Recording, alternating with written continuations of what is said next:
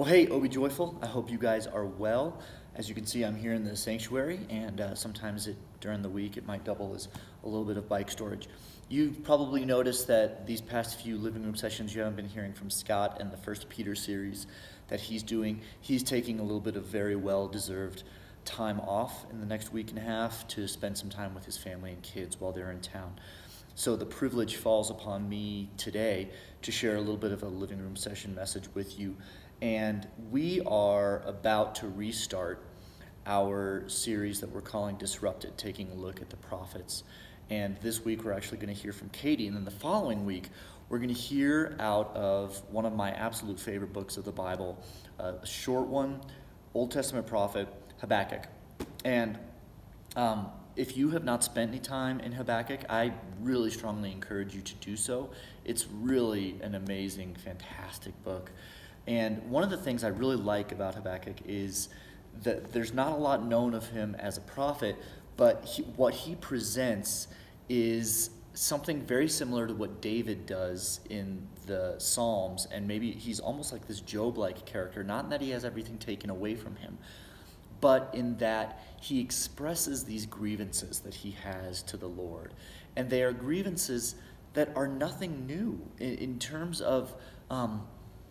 these are the same complaints and grievances and questions and doubts that we can have about the Lord in today's day and age. There's really nothing different that they look like. One of the primary things that he says is, Lord, are you even there?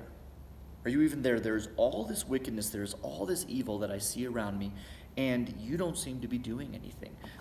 At the very beginning of the book, he says, "O Lord, how long shall I cry for help, and you will not hear me? Or cry to you violence, and you will not save?" He also, that age-old question of why do you allow bad things to happen to good people? In verse 13, Habakkuk says, "You who are of purer eyes than to see evil and cannot look at wrong."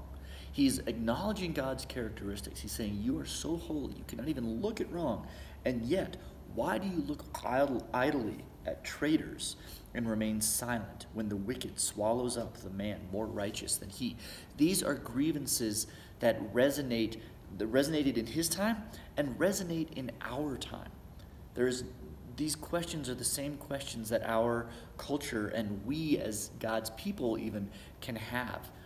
And what we're going to see is that Habakkuk comes to this really amazing place by the end of the book in waiting to hear God's responses, acknowledging God's responses, acknowledging the reality that these grievances remain, and yet he comes to this very cool place of rejoicing in the God of his salvation.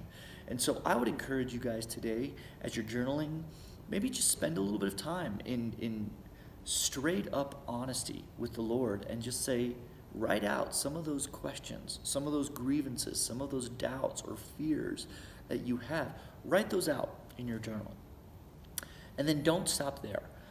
Then move on and write what you think God's response to you might be in the face of those grievances and then those doubts. And then I would encourage you, lastly, wrestle with, is that a response that you can accept? Is that a response that seems adequate to you? Hey, I can't wait to be with you. We'll see you this Sunday. If you haven't already RSVP'd, please do so. If you can't join us in person, of course, we're going to be streaming it online, so you can always join us that way as well. We miss you, we love you, and I'll see you soon. Bye.